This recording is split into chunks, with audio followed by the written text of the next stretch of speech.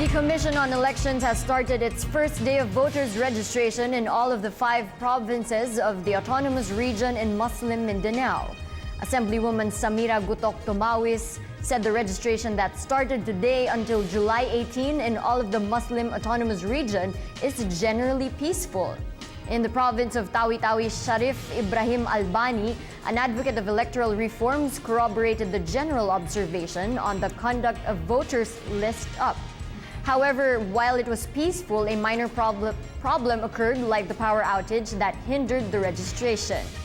According to Tawi-Tawi Parish Pastoral Council for Responsible Voting, Chair Babilin Cano, meanwhile, Albani's group has urged COMELEC to impose a total gun ban throughout the registration period. Meanwhile, peace, reforms, and development is the vision of President Benigno Aquino III for the autonomous region of Muslim Mindanao.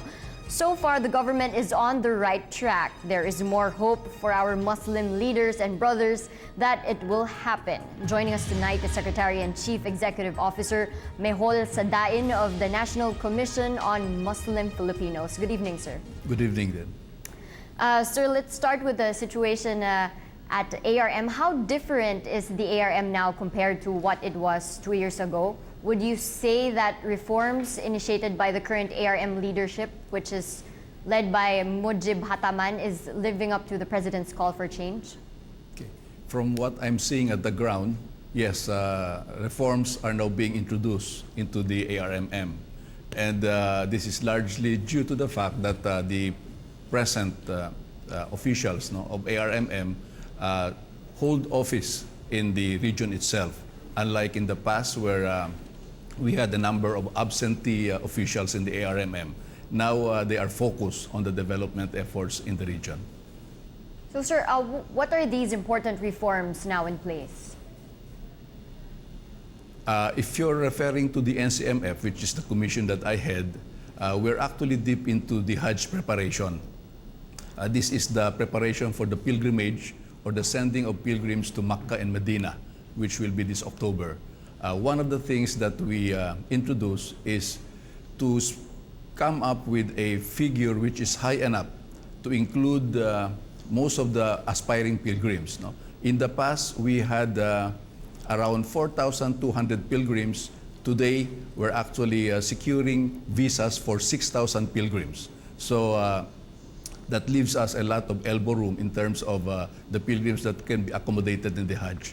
And for this reason, we also have to be very specific on the deadlines that we're having this time. For instance, we have to be able to determine the exact number of pilgrims that we'll be sending to Saudi Arabia by June 16 of this, July 16 rather of this year. So this means that the registration and payment of the fees for pilgrimage will have its deadline on July 16, which is this coming Monday. Aside from the registration for the pilgrimage, sir, what were the other problems that you inherited which you have addressed? I mean, ghost employees was the problem then. Was it solved? For one thing, we put in a mechanism that would correctly implement the projects that are being funded by PDAF. In the past, a lot of projects that are funded by PDAF or the PDAF funds are actually not monitored. This time, we're setting a monitoring scheme so that we are sure that the money will really go to the beneficiaries, which are the communities that are populated by Muslims.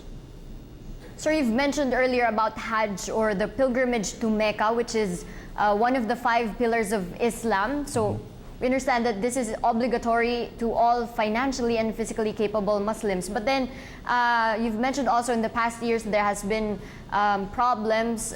What reforms have you instituted? Is there like a budget to cover expenses of the pilgrims, or do they pay? The budget actually for the pilgrimage comes from the pilgrims themselves, no? Meaning we get the budget from the payments that the pilgrims give us. And that is one of the main reasons why we are not able to get good housing facilities for the pilgrims. Because when we go to Saudi Arabia, we don't bring money with us. We collect the money as the pilgrims register. and that would come later.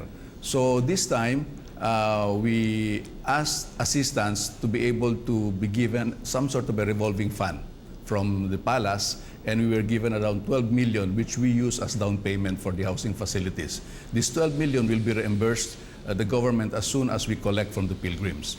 Now, in addition to this, we're also trying to work out some sort of a bridge financing with the Amana Bank, which is the Islamic bank in the Philippines, for the coming Hajj in 2013. So that by the time our Hajj delegation goes to Saudi Arabia in 2013, we would already be bringing money with us, and therefore we can contract for better housing facilities. This time also, I'm proud to say that we were able to get housing facilities which are close to the so-called Masjid Al-Haram, which is the Kaaba, where the pilgrims usually circumambulate. The housing facilities are around 1.5 kilometers away from the masjid, which is a big improvement from the past, where the housing facilities were actually 8 kilometers away from the Masjid Al-Haram. Sir, after this pilgrimage, it's going to be elections by next year. The ARMM, especially Maguindanao, has been at the center of controversy. Sir, you were a former commissioner of the COMELEC. You know this problem. It's known as dagdag bawas. It's the ongoing registration of voters which cleans up the current list. Will this ensure clean and honest elections, given the fact that it is automated? Well, the first step actually in achieving clean, honest, orderly, and credible elections will be to clean up the voters list. So I think they're doing the right thing now, which is to annul the list of voters in the ARMM provinces and then conduct a general registration which started today and will, I think, end by July 18. After you clean up the voters list, you have to make sure that the voters themselves do the voting. In many instances in the ARMM, particularly in far-flung areas, there's the so-called communal vote, where only one person does the voting or the shading, as the case may be, and then stuff all of these ballots into the so-called computers or the automated counting machines. If this happens, then fraud in election would be a lot easier than in the past, because what they do is just shade the ballots instead of write the names of the candidates. So that would make the fraud a lot easier and a lot more difficult to detect. But I think given the right motivation, the right safeguarding and vigilance of the citizenry, elections in the ARMM will improve a lot. This hopefully in 2013.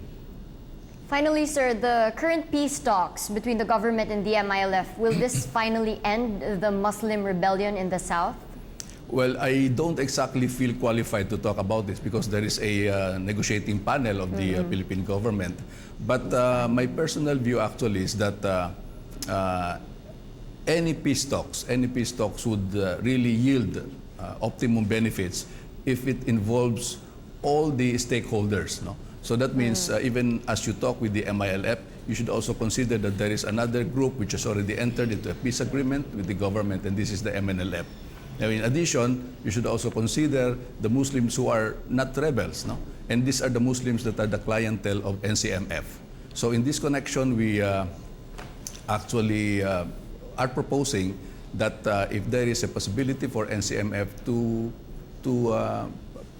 serve as some sort of a mediator, so that a convergence between the MI and the MNLF can be achieved, as well as and also the interests of the Muslim majority is safeguarded. Thank you, sir, for joining us on News Live. Secretary Mehol Sadain of the National Commission on Muslim Filipinos. Meanwhile,